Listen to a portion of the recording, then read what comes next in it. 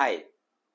आज हम आपको हाई बीपी या हाई ब्लड प्रेशर, जिसे मेडिकल टर्म में हाइपरटेंशन बोलते हैं और हिंदी में अधिक रक्तचाप। तो आज हम हाई बीपी के बारे में बताएंगे। हाई बीपी के बारे में बताने से पहले बीपी क्या होता है बताएंगे। तो जो बीपी है या ब्लड प्रेशर है हमारे बॉडी में हार्ट के कॉन्ट्रैक्शन से और रिलैक्स होने से जो मेजरमेंट होता है वो सिस्टोलिक एंड डायस्टोलिक में होता है, उसे हम ब्लड प्रेशर कहते हैं। और जो नॉर्मल बीपी है वो 120/80, जैसे कि सभी लोगों को पता है। बट हम आए दिन अपने क्लिनिक में या अपने हेल्थ केयर में 120/80, 130/90 एंड 110/70 हम नॉर्मल कंसिडर करते हैं। और कभी कभी ब्लड प्रेशर हाई हो जाता है, जैसे कि 150/90 या 160/100, तो उसे हम हाई बीपी बोलते हैं। पर जो हाई बीपी है ज़्यादातर लोगों को पता नहीं चलता है, क्योंकि शुरुआत में हाई बीपी के सिम्टम्स या लक्षण नहीं दिखाई देते हैं। तो कभी कभी ऐसे ही जैसे फीवर हुआ या कोई प्रॉब्लम हुआ, वो आए चेक करने, तो उनको पता चलता है कि उनको हाई बीपी है। और ये जो हाई ब्लड प्रेशर है ये अभी लगभग पूरे दुनिया में या भारत में अभी तेजी से फैल रहा है। जैसे कि पहले ओल्ड एज में पाया जाता था, बट आजकल बिकॉज ऑफ स्ट्रेस और वर्क प्रेशर से, ज़्यादा काम करने से, नींद ना पूरा करने से आजकल यंग एज में भी पाया जाने लगा है। जैसे 25-30 में भी बीपी हाई देखने को मिलता है। तो जो हाई ब्लड प्रेशर है ये किस कारण होता है, किस वजह से होता है? तो पहला कारण है ओल्ड एज। जैसे किसी का उम्र 45-50 हो गया है तो उन्हें बीपी आने का चांस है। जेनेटिक, जैसे किसी के मम्मी पापा को बीपी है तो वो आने का चांस ज़्यादा है। उसके बाद में हाई साल्ट डाइट, जैसे अधिक नमक का चीज़ खाने से, ज़्यादा ड्रिंक करने से, स्मोक करने से, तंबाकू खाने से, या जिसका कोलेस्ट्रॉल ज़्यादा है उनको बीपी होने का चांस है। ज़्यादा मोटे हैं या वो एक्सरसाइज नहीं करते हैं, व्यायाम नहीं करते हैं, उनको भी बीपी होने का चांस है। उसके बाद कुछ इशू है, जैसे किडनी इशू है, तो उनको भी बीपी आने का चांस है।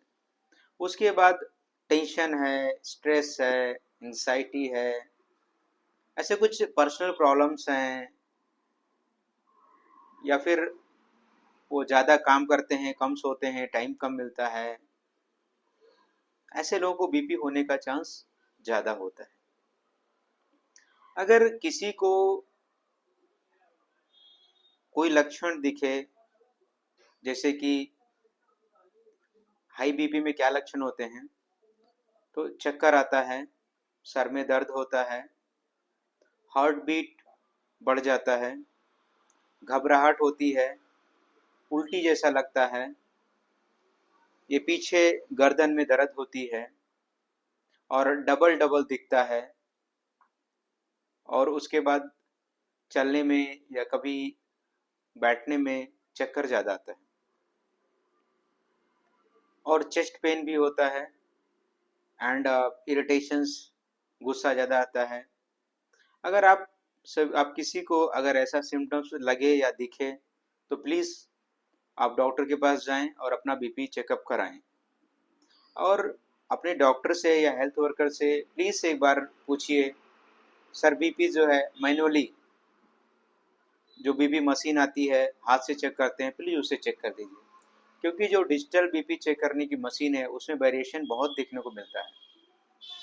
अगर जो हाथ से मैनुअल चेक करते हैं उसमें बीपी हाई है या कम है, तो इलेक्ट्रॉनिक बीपी से लगभग नॉर्मल बताता है, तो इससे कन्फ्यूज़न पैदा होती है और मिसडायग्नोस हो जाता है।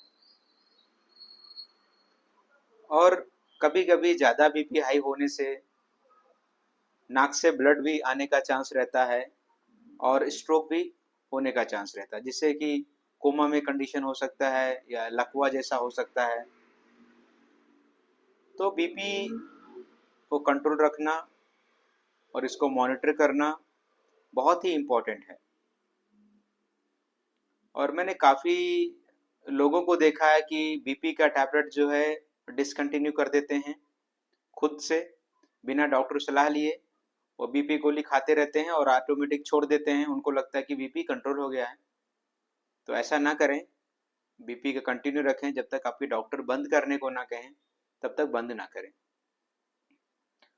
और उसके बाद इसको, किसी को अगर हाई बीपी है तो उनमें कुछ ब्लड चेकअप होते हैं, जैसे कि CBC, ESR, cholesterol, urea, creatinine, lipid profile and एक ईसीजी।